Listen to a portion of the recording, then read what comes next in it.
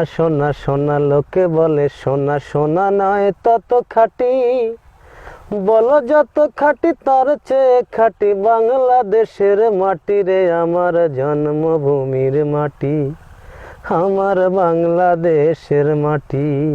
প্রিয় দর্শক, আসসালামু আলাইকুম। দেশ ও দেশের বাইরে থেকে যে যেখান থেকে আমার এই অনুষ্ঠান প্রতিনিয়ত দেখে থাকেন, কৃষি কথা ইউটিউব চ্যানেল থেকে তাদেরকে জানাই আন্তরিক শুভেচ্ছা ও অভিনন্দন। শুরু করছি আজকের প্রতিবেদন, সঙ্গে আছি আমি এরশাদ হোসাইন। প্রিয় দর্শক, আজ আমি আপনাদের নিয়ে আসছি পাবনা জেলার বেড়া উপজেলার থানা আমিনপুর বসন্তপুর গ্রামের পাশে যমুনা নদীর তীরে। এখানে এক ভাই হাঁস পালন করে আসছেন, ভ্রাম্যমান হাঁসের খামার। তিনি হাঁসের খামারটা কেন এখানে আনছেন এবং তার বাসাটা কোথায়, এবং হাঁস পালন করে তিনি কতটুকু লাভবান হতে পারছেন, এবং হাঁস পালন করতে গিয়ে কী কী সমস্যা ফেস করছেন এবং সেই সমস্যাগুলো কিভাবে সমাধান করছেন, এবং হাঁস পালন করে কতটুকু লাভবান হতে পারছেন, এই বিস্তারিত আলাপ আলোচনা করব সেই ভাইয়ের কাছে। চলুন আর দেরি না করে শুরু করি আজকের প্রতিবেদন।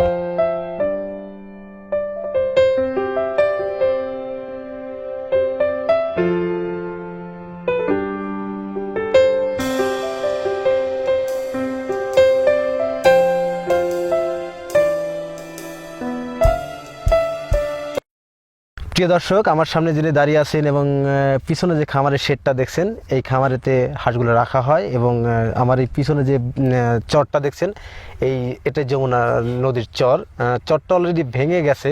তারপরে এখানে জায়গায় জায়গায় কিছু সংখ্যক পানি জমে আছে, সেই জায়গাতে হাঁসের গুলো পালন করে থাকেন এবং সেই জায়গাতে হাঁসগুলো খাওয়া থাকেন। আমি আমার সামনে সেই খামারে তার সাথে সরাসরি কথা বলবো। আসসালামু আলাইকুম। ওয়ালাইকুম ভালো আসসালাম। আছেন ভাই? এই তো ভাই ভালো আছি। আপনার নাম কি? মোহাম্মদ রাকিবুল। মোহাম্মদ রাকিবুল। আপনার দেশের বাড়ি কোথায়? চরদুলাই। চরদুলাই। এই চরটার নাম কি? বসন্তপুরের শেষ মাথা এবং যমুনার চর আর কি, চর আর কি। এই চরে হাঁসগুলো রাখেন আপনি। এখানে কতগুলো হাঁস আছে রাখেন? 700 হাঁসে কি পরিমাণ ডিম আসতেছে এখন প্রতিদিন? এখন বর্তমান ডিমের সংখ্যা কম। কত আর ডিম আসতেছে? সহতিনিক ডিম আসছে। আচ্ছা, সহতিনিক ডিম আপনি প্রতিদিন কত টাকার ডিম বিক্রি করেন? ভাই আগের ডিমের দাম বেশি ছিল, এখন দাম কমে গেছে। কেন কম কেন? এই বাইরে যে কারণে অবরোধ, এই কারণে ব্যাপারীরা ডিম টানতেছেন আর কি। প্রিয় দর্শক, খামারি ভাই বললেন যে ওনার এখানে যে সমস্যাগুলো তৈরি হয়েছে, যে ভাইরাসের কথাটা আমরা শুনলাম, শুধু ভাইরাস যে মানুষ জীবনের প্রতি যে প্রভাব পড়ছে তা নয়, বিভিন্নভাবে খামারিদের উপরে প্রভাব পড়ছে।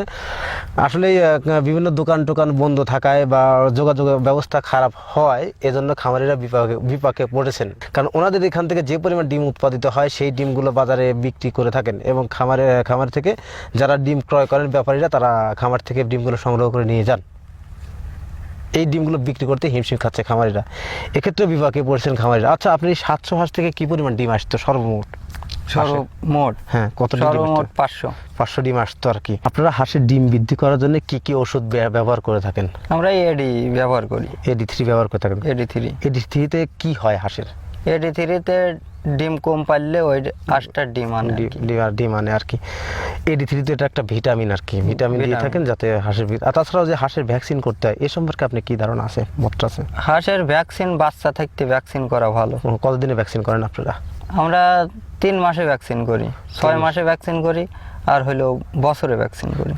মানে 3 মাস পর, 28 দিনে প্রথম ভ্যাকসিন করার পরে আপনি 3 মাস পর ভ্যাকসিনটা করে থাকেন, তাই তো? ঠিক। প্রথমে আপনি কি ভ্যাকসিনটা করেন? ডাক পেলে ওই ডাক পেলে প্রথম দেওয়ার পরে ওই দিন থেকে হিসাব করেন আপনি 3 মাস পরে আবার ডাক পেলে করেন আর কি। এই ডাক পেলে ভ্যাকসিনটা কেন করেন? এটা করলে মনে হাঁসের সমস্যা হয় না আর কি। যাক, এই কথাটা হয়তো আপনাদের একটু ভুল ধারণা আছে, হাঁসের সমস্যা হয় না। প্রিয় দর্শক, আমি আপনাদের আরেকটু ক্লিয়ার করে দিই। সেটা হচ্ছে ডাক প্লে যে ভ্যাকসিনটা মূলত একটা টিকা যাকে বলা হয়। এই টিকাটা মানুষের শরীরে আমরা নিয়ে থাকি। আমরাও কিন্তু আমাদের শরীরের বাম হাতে বা ডাইন হাতে এই পাশে আমাদের ভ্যাকসিন নেওয়া আছে। ভ্যাকসিনটা নেওয়ার কারণটা হচ্ছে, এই ভ্যাকসিনটা যখন আপনি নেবেন, আপনি যখনই যে রোগ হবে, যেমন অসুখ হোক, ঠান্ডা হোক, এর ওষুধ খালে শরীরে অ্যাডজাস্ট করবে এবং কাজ করবে, তাহলে আপনি ওই ওষুধটা সেরে যাবে। এই হাঁসেরও তেমনই ডাক প্লে ভ্যাকসিন দেওয়া হয়, এই ভ্যাকসিনটা দিলে আপনাদের এই বিভিন্ন রোগ যেমন পা পড়া বা ঠান্ডা লাগার জন্য ওষুধ, তারপরে যে কোনো ওষুধ আপনি খাওয়ান না কেন তা 100% কাজ করবে, এই কথাটাই বললেন খামারি। যাই হোক, এই কাজের আগে আপনি কি কাজের সাথে জড়িত ছিলেন? কৃষিকাজ। কৃষিকাজের সাথে এটাকে ভালো না খারাপ, কতটুকু ভালো আছে? এখন কৃষিকাজের দিক অন্য পালে আর এই কাজ হলো অন্য পালে। আচ্ছা, কৃষিকাজের থেকে হাঁসের খামারে লাভবান বেশি হওয়া যায় না ওই একই পর্যায়ে আছে? লাভবান বেশি হয়। কষ্ট কৃষিকাজে বেশি না হাঁসের খামারে বেশি? এই হাঁসের খামারে আরাম, কৃষিকাজে কৃষিকাজে কষ্ট কষ্ট বেশি আর কি। প্রিয় দর্শক, খামারি বললেন উনি কৃষিকাজটার সাথে জড়িত ছিলেন এই খামার করার পূর্বে, 10 বছর অভিজ্ঞতা হাঁসের খামার করার। এই কৃষিকাজের সাথে জড়িত ছিলেন, উনি বললেন যে কৃষিকাজের সাথে হাঁসের খামারে অনেক শান্তি আছে এবং পরিশ্রমটা অনেক কম দিতে হয়। তাই যারা খামার করবেন অবশ্যই ভেবেচিন্তে খামার করবেন। আর দেশের যে করোনা থমথম অবস্থা বিরাজ করছে, এটা হয়তো থাকবে না, এটা আল্লাহর রহমতে অতি দ্রুতই সমাধান হয়ে যাবে আল্লাহ তাআলা যদি চান। আমরা অবশ্যই দোয়া করবো আল্লাহ তাআলা যেন আমাদের এই সমস্যা থেকে আমাদের অবশ্যই হেফাজত করেন। তো যাই হোক, হাঁসের খামার করছেন বা তার আগে কৃষিকাজ করছেন, আপনি কি মনে করেন হাঁসের খামার করে লাভবান হওয়া যায় বা লাভবান হতে পারছেন? হতে পারছি। আপনার এই হাঁস থেকে প্রতিদিন কি পরিমাণ ডিম আসার সম্ভাবনা আছে? প্রতিদিন টোটালে আর কি মানে 500 550 500-550 ডিম আসলে প্রতিদিন তখন বিক্রি করেন কত টাকা? তো এখন তো বর্তমান দাম কম। হ্যাঁ। যখন বৃদ্ধি পাবে দাম তখন মনে করেন যে 1000 টাকা। 1000 টাকা, তাহলে 500-550 প্রতিদিন 5500 টাকা ডিম বিক্রি করবেন।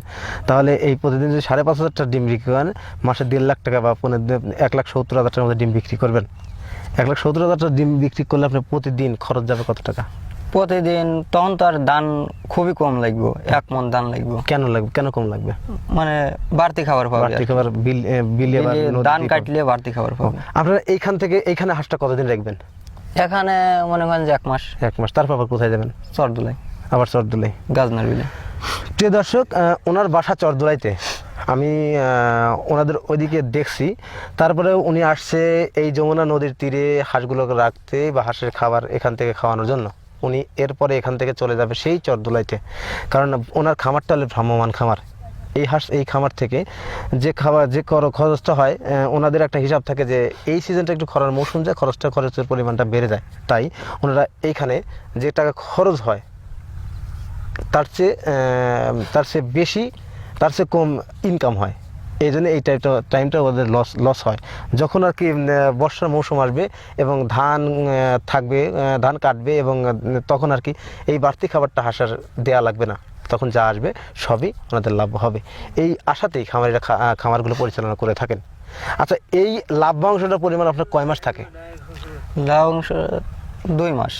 2 মাস লাভে কি কেউ ব্যবসা করে? আপনি 2 মাস লাভ করলেন আর তখন 2 মাস লাভ হয়, মনে করেন যে পানি আসার সময় ধান কাটার পরে। তারপরে আর একটা সময় হয় হলো আপনার আমনের সিজনে। আমনের সিজন আছে। বছরে কতদিন আপনার লাভ বেশি হয় আর কি? কয় মাস লাভ বেশি হয় বছরে? মনে করেন 12 মাসে কয় মাস লাভ? 12 মাসের মধ্যে 6 মাস লাভ হবে আর হইলো 6 মাস কষ্টে যাবে আর কি। 6 মাসের একটা হিসাব আছে, 6 মাসই লস হবে না 6 মাস লাভ হবে আর কি। প্রিয় দর্শক, খামারি বললেন ওনার 6 মাসে, 1 বছরের মধ্যে 6 মাসে বেশি লাভ হবে, 3 মাসে লাভ হবে না, আর 3 মাসে ওনাদের একটু খরচটা বেশি হবে। এই চিন্তা করছেন এই খামারিরা, এইভাবেই ওনাদের খামারটা পরিচালনা করে থাকেন। তা থেকে দেখা যায় সারা বছর মিলিয়ে অনেক একটা বাড়তি আয় হয়ে থাকে এই খামারিদের। তো প্রিয় দর্শক, অনেক কথাই বললাম, অনেক সময় নিলাম। আজ এ পর্যন্ত, দেখা হবে পরবর্তী ভিডিওতে। ভালো থাকেন, সুস্থ থাকেন, আল্লাহ হাফেজ।